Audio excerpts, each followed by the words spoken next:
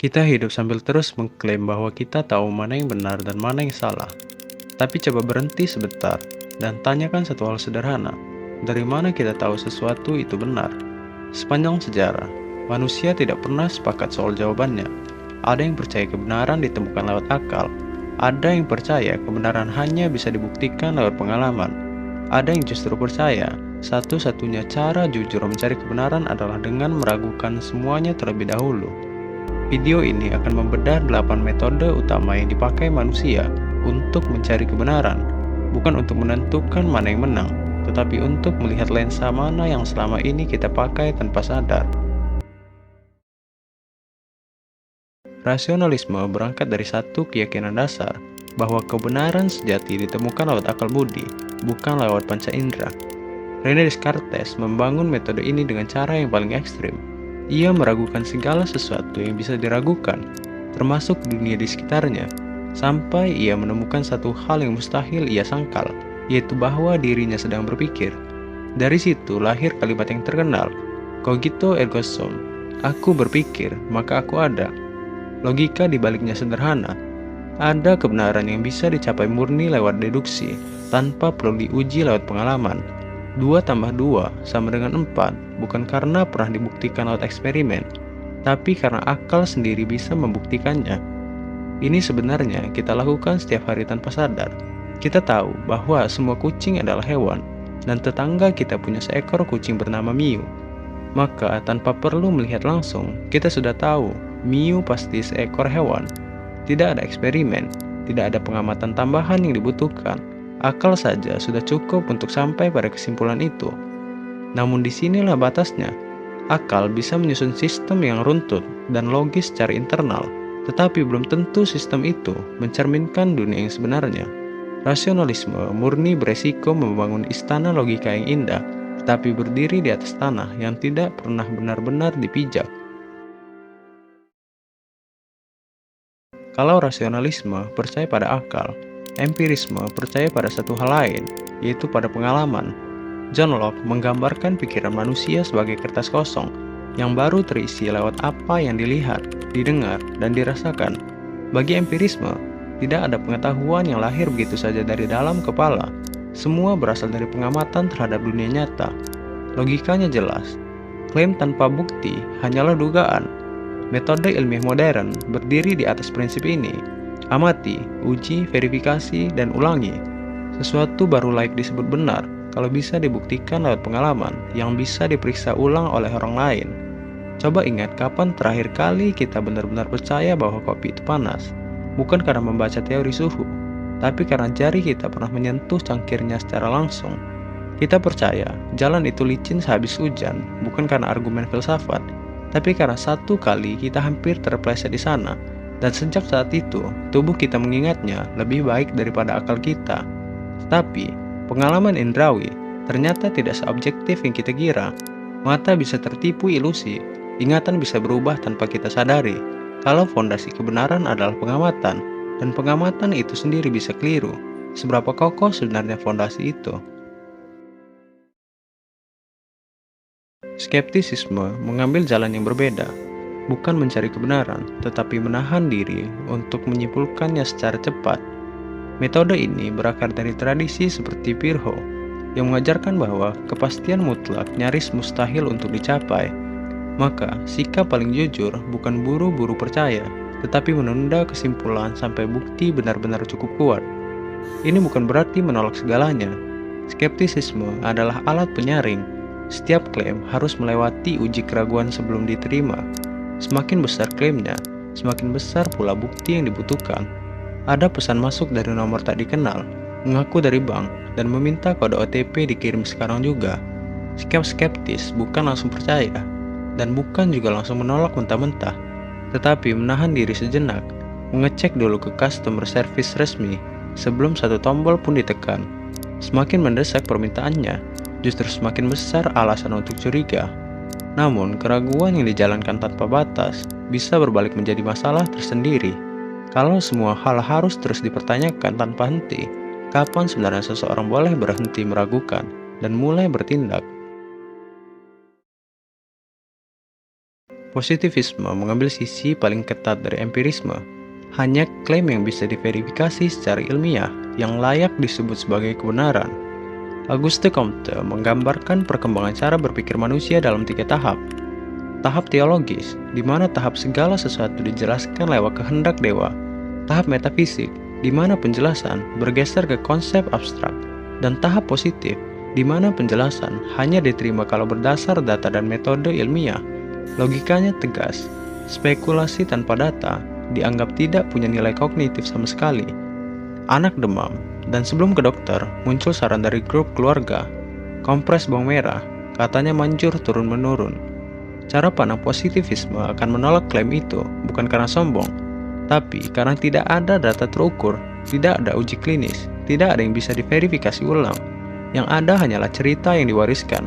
Baginya, termometer dan hasil lab jauh lebih bisa dipercaya daripada testimoni turun-temurun. Tetapi, ada wilayah dalam hidup manusia yang sulit ditundukkan dengan cara ini, seperti makna, etika, pengalaman batin. Semuanya nyata untuk dirasakan, tetapi sulit diverifikasi lewat eksperimen. Kalau positivisme dipakai sebagai satu-satunya ukuran, banyak hal penting dalam hidup manusia justru dianggap tidak bermakna. Fideisme menempuh jalan yang bertolak belakang dari semua metode sebelumnya.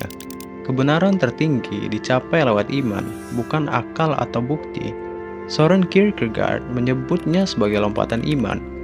Ada kebenaran yang berada di luar jangkauan nalar manusia, dan satu-satunya cara mencapainya bukan dengan berpikir lebih keras, tetapi dengan berani percaya, meski tanpa bukti yang bisa dipegang.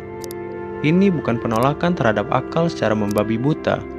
Fideisme mengakui ada batas di mana logika manusia berhenti, dan pada titik itu, keyakinan mulai mengambil alih. Seseorang yang berdoa sebelum operasi besar tidak sedang menunggu hasil lab yang membuktikan doanya akan terkabul. Tidak ada eksperimen yang bisa memverifikasi bahwa harapan itu akan didengar. Yang ada hanya keputusan untuk tetap percaya. Justru di titik di mana akal sudah tidak sanggup memberikan jawaban secara pasti. Tetapi, disinilah letak kerapuhannya. Kalau kebenaran cukup dicapai lewat keyakinan tanpa perlu bukti, bagaimana caranya membedakan keyakinan yang benar dan keyakinan yang keliru? Setiap orang bisa mengklaim keyakinannya sebagai kebenaran, tanpa cara untuk mengujinya. Pragmatisme berhenti bertanya apa itu kebenaran secara abstrak, dan mulai bertanya sesuatu yang lebih praktis. Apakah ide ini bekerja? Kebenaran diukur dari seberapa berguna ide itu di dalam dunia nyata. William James mengajukan gagasan bahwa kebenaran diuji lewat konsekuensinya di dunia nyata, bukan lewat kesesuaiannya dengan realitas metafisik yang tak terjangkau. Sebuah ide dianggap benar selama ia berguna dan menghasilkan hasil yang bisa diandalkan. Logikanya pragmatis dalam arti yang sebenarnya. Daripada berdebat panjang soal apa itu kebenaran mutlak, lebih baik fokus pada apa yang benar-benar bekerja dan membantu manusia menjalani hidup. Bangun pagi, lalu percaya rutinitas olahraga 15 menit itu baik, bukan karena membaca seluruh riset fisiologi otot, tapi karena badan terasa lebih ringan sejak rutin melakukannya. Tidak penting apakah keyakinan itu bisa dibuktikan lewat teori yang rumit. Yang penting hasilnya terasa nyata, dan itu cukup untuk terus dipercaya. Tetapi, kegunaan dan kebenaran ternyata dua hal yang tidak selalu berjalan beriringan. Sesuatu bisa terasa berguna dalam jangka pendek, tetapi menyesatkan dalam jangka panjang. Kalau ukuran kebenaran hanya soal apa yang berfungsi, ada risiko kebenaran direduksi jadi sekedar apa yang nyaman. Konstruktivisme mengajukan gagasan yang mengguncang asumsi dasar tentang kebenaran, bahwa kebenaran bukan ditemukan, melainkan dibangun. Peter Berger dan Thomas Luckman menjelaskan bagaimana realitas sosial terbentuk lewat interaksi manusia yang berulang, sampai akhirnya dianggap sebagai fakta yang objektif. Apa yang dianggap normal, wajar, atau benar di satu budaya, bisa jadi sepenuhnya berbeda di budaya lain, bukan karena salah satunya keliru, tetapi karena keduanya dibentuk lewat proses sosial yang berbeda. Logikanya membongkar sesuatu yang jarang dipertanyakan. Banyak hal yang kita anggap sebagai fakta objektif sebenarnya adalah hasil kesepakatan bersama yang terbentuk seiring waktu, bukan kebenaran yang berdiri sendiri di luar manusia. Lembar uang kertas di dompet sebenarnya hanyalah kertas biasa, Tidak ada nilai yang melekat secara alami di sana. Tetapi, karena semua orang sepakat dan memperlakukannya sebagai sesuatu yang berharga, kertas itu benar-benar bisa ditukar dengan makanan, pakaian, bahkan rumah. Nilainya nyata, tetapi bukan karena hukum alam, melainkan karena kesepakatan sosial yang terus dijaga bersama. Tetapi, pertanyaan besar tetap menggantung. Kalau semua kebenaran adalah hasil konstruksi sosial, apakah itu berarti tidak ada kebenaran objektif sama sekali? Ini pertanyaan yang sampai sekarang terus diperdebatkan tanpa jawaban tunggal. Postmodernisme melangkah lebih jauh, mencurigai setiap klaim kebenaran yang mengaku bersifat tunggal dan universal. Jean-François Lyotard menyebut kecurigaan ini sebagai sikap skeptis terhadap meta-narasi, cerita besar yang mengklaim bisa menjelaskan segalanya, entah itu agama, ideologi, atau bahkan sains yang dianggap sebagai kebenaran mutlak. Logikanya menantang asumsi yang paling dalam. Apa yang selama ini disebut sebagai kebenaran, seringkali sebenarnya adalah narasi yang menguntungkan pihak-pihak tertentu, dibentuk lewat bahasa dan relasi kekuasaan, bukan cerminan murni dari realitas.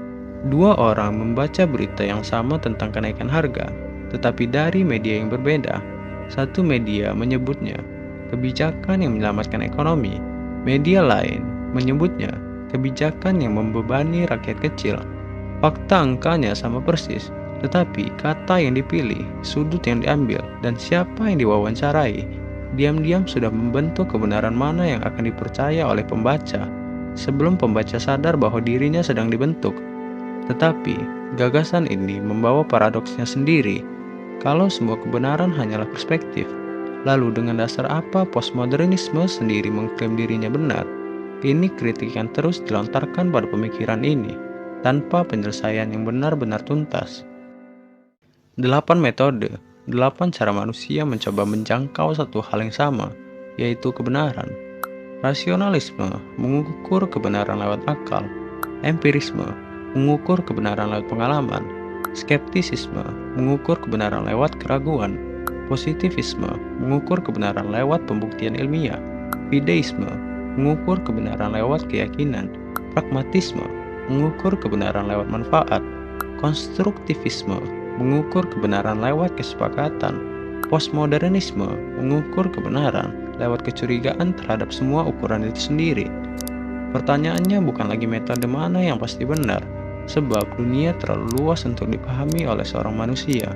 Tetapi, pertanyaannya adalah, metode mana yang selama ini sebenarnya kamu gunakan dalam keseharian?